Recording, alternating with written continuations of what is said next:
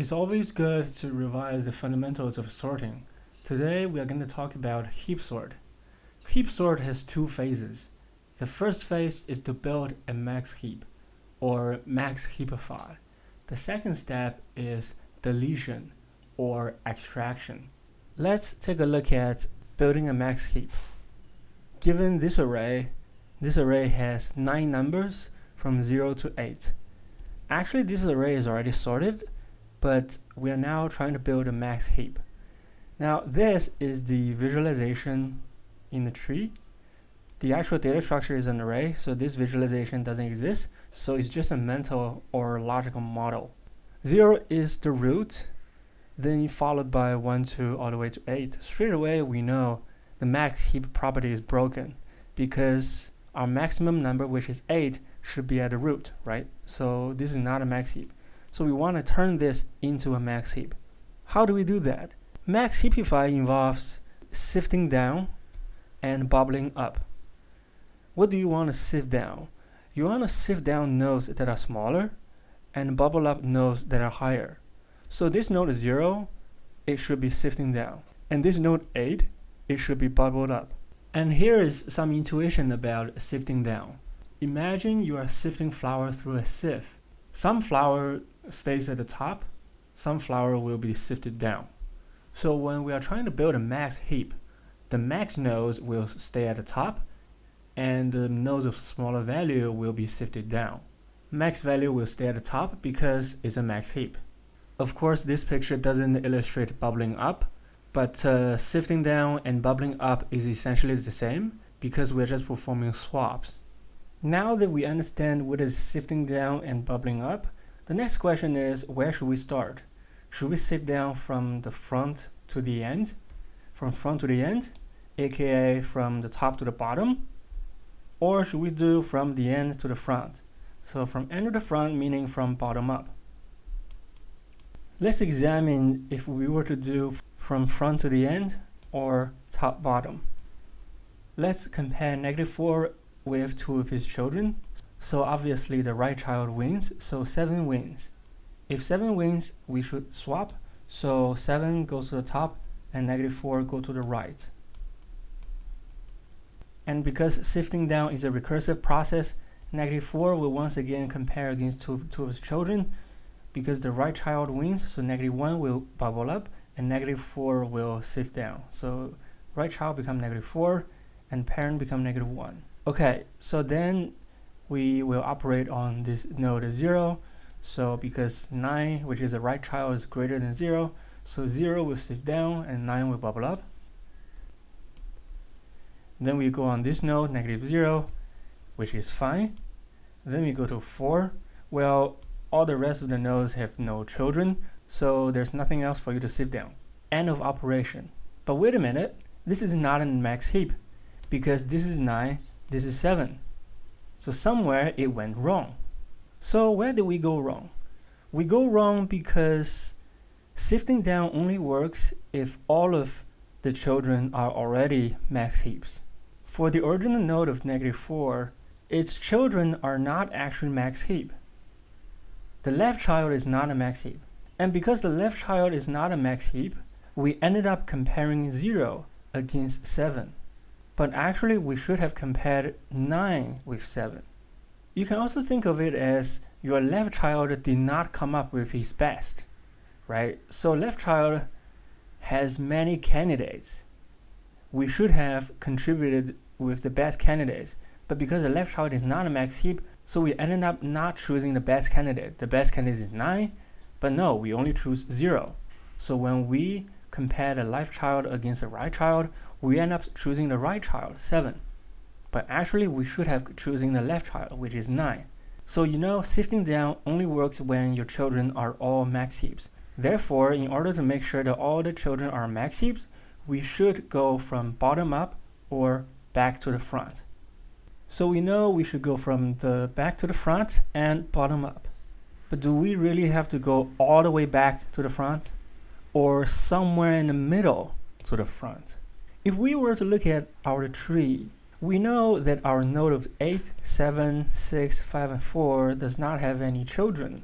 So, if you don't have any children, you don't have to sift down because you're already at the bottom. There's nowhere down for you to go. So you only need to start from 3, aka the parent of the last node. The last node is 8 and the parent is this guy, so you only need to go from here. Now, how do you find the parent index given a node index? According to Wikipedia, assuming I is the node index, the parent node index is I minus 1 over 2 and the floor of it. And of course, there's also a formula for the left child and the right child. So left child is 2i plus 1 and the right child is 2i plus 2. We can verify a little bit. So we know the parent index is I is the node index minus 1 over 2 and the floor left child is 2i plus 1, right child is 2i plus 2. Let's just verify a little bit. For the node of 5, I purposely made our tree such that the value and the index is exactly the same, so it's convenient. So what is the parent of 5? 5 minus 1 over 2 and floor it is 2, and that is correct. Let's just verify the node of 8. What is the parent of 8? 8 minus 1 over 2 floor it is 7 over 2, which is 3. So it is correct. So we should start from the parent of the last node. The last node is typically the length of the array minus 1, right? Then we minus 1 over 2 floor it. So this is where we should start. And in our case, it is 3. So 3, compare against your 2 children. Your right child wins, so 3 sift down and 8 bubble up. And of course, we should also adjust our array representation. So 8 will go to 3's position and 3 go all the way to the back. Then we take a look at 2. So 2 compare against your 2 children. 6 wins, 6 is a right child, so 2 will sift down, 6 will bubble up. And of course, adjust the array representation. 6 will win, 6 will swap with 2. Now we should look at 1. 1 compare against 8 and 4. Now 8 wins, 8 is the left child, so 1 swap against 8. Now we should adjust the array representation. So 8 swap against 1. Now because this is a recursive process, 1 will once again compare against left and right child. So left child, which is 7, wins. So 7 will replace 1. So 1 sift down, 7 bubble up. Of course, we should adjust the array representation. So 1 will swap against 7. Then we go back to index number 0. So 0 compare against left and right child. Left child wins. Left is 8. So 0 sift down, 8 bubble up. Of course, we should adjust the array representation. So 8 and 0 will swap. Now because this is a recursive process, so 0 will once again compare against left and right child. Left is 7, so left wins. 7 will bubble up, 0 will sift down. Of course, we should adjust the array representation, so 0 will swap against 7. Now, once again, this is a recursive process, so 0, check left and check right. Now your right child wins because right is 3, 3 greater than 0, so 0 will sift down, 3 will bubble up. Of course, we should adjust the array representation, so 0 will swap against 3. Just do a brief check. 3 greater than left and right, 6 greater than left and right, 7 true, 8 true. And there it is. We have successfully built a max heap. So we have finished step 1, which is max-heapify. Now we are ready to go into the second step, which is deletion or extraction. Basically, keep popping the max heap until there's nothing else in the heap. By popping it, I actually mean swap it against the last element. The top of the heap, which is index 0, swap against the last element, so that your last element will now contain the maximum result. Let's adjust the heap as well, and 8. And of course, this 8 shouldn't exist in our heap. Of course, this 8 still exists in our original array. It's just it doesn't count as part of our heap anymore. So our heap size is effectively reduced by 1. But you realize that our max heap property is broken. 0 is not greater than 7 and 6. So we need to max heapify again.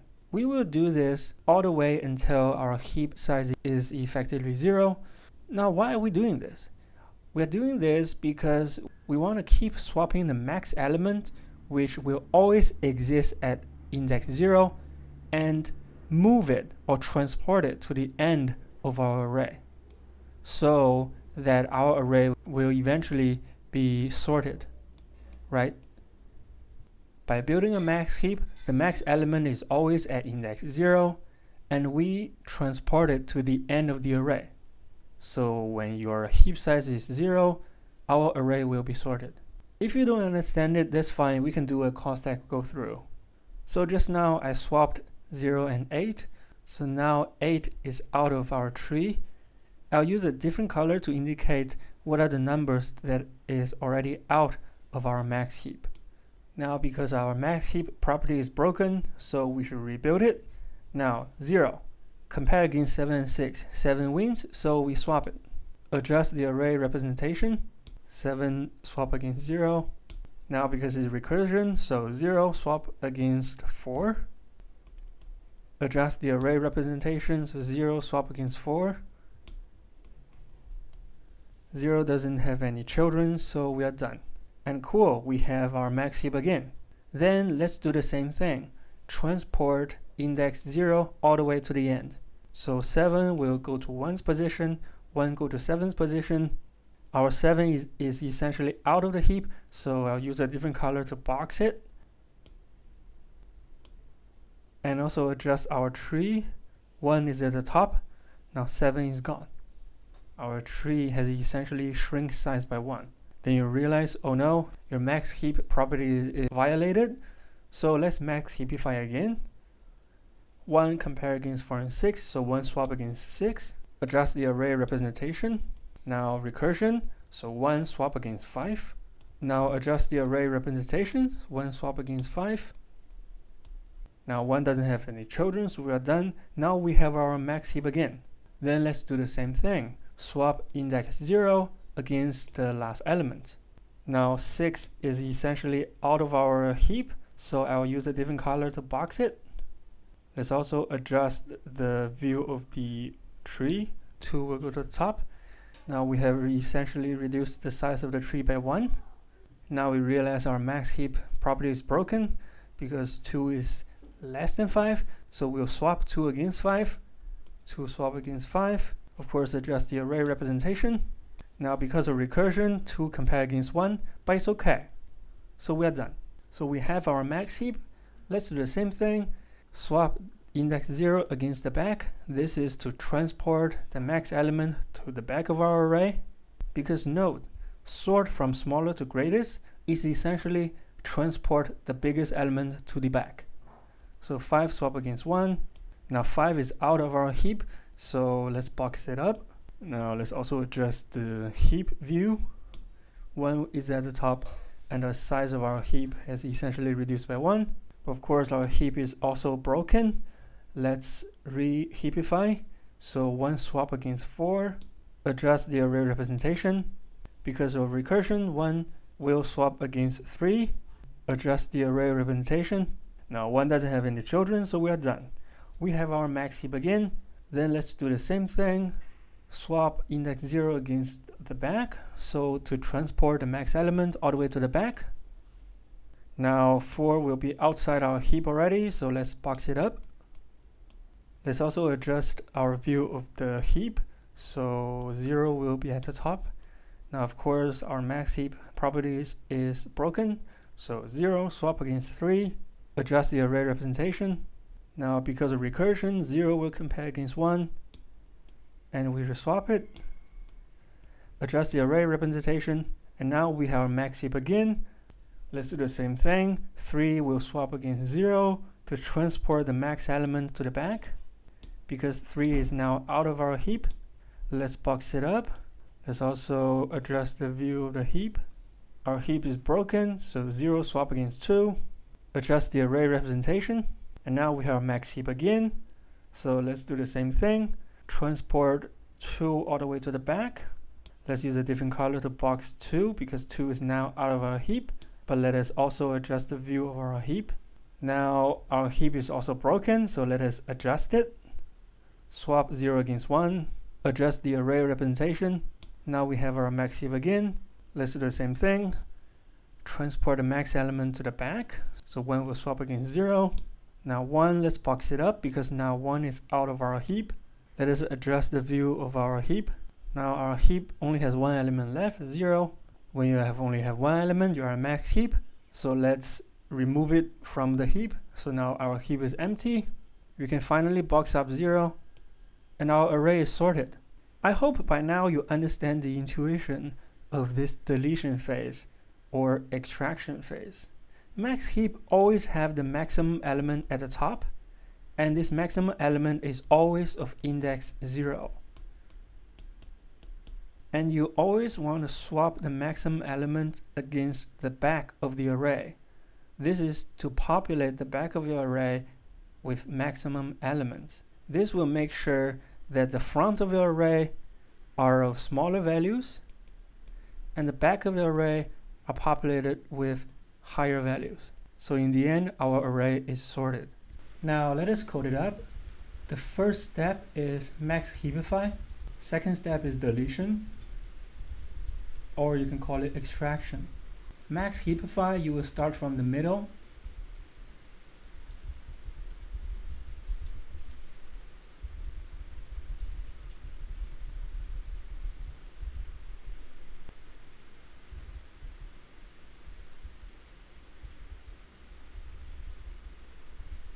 And until the front. Now here we can call a function that calls sift, so we can define it on our own.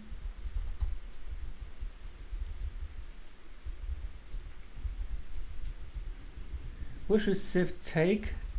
First is the array,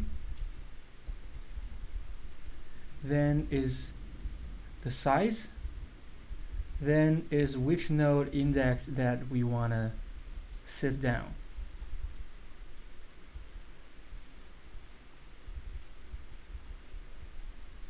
Now inside sift, let us find out what is the left child. Left child is 2i plus 1. The right child, 2i plus 2. Now let's compare the bigger of the child against the parent. So the biggest, let's first initialize as the parent index. Now if the right child is bigger, now the right child first must be within size, within bound, and it is bigger than the largest, and the largest is the right child. Let us now take a look at the left child. Left child must be within bound, and the left child is greater than the largest, then the largest is the left child. Now if the largest is not the parent index, you know that one of your child is bigger than you, so you have to do recursion on your child. But before that, let us sift down the parent and bubble up the child.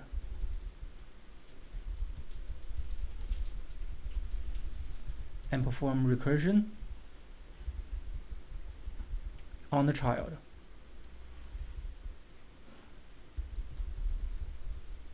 Now, so far, what is the time complexity for max-heapify? Now, max-heapify, it runs for n over 2 times, assuming n is the length of the array. The number of times the sift run is dependent on the height of the tree. Now, the height of the tree, because it is complete, we are building max heap. Max heap is always a complete tree. The height should be log of n. So on first look, it may look like n over 2 times log of n. So maybe n log n, but that's actually not exact. If you want more information, you can take a look at this source. The exact bound should be n. The math is pretty involved, so I will not go through here. Then for the deletion phase, you're popping the max element off of the heap by swapping zero's index against the end of your array. So I is going to be the end of the array. So you will swap 0 against the end and do shift on nums, the end of the array, and 0.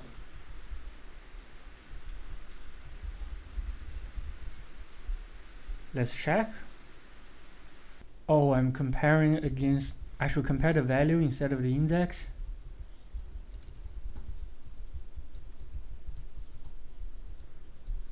And test again. And submit. So there you go. Now the overall time complexity is n log n. That's because it's the deletion part. Is this phase, this n log n. Again, the first step, this is n, and second step is n log n. So overall is n log n.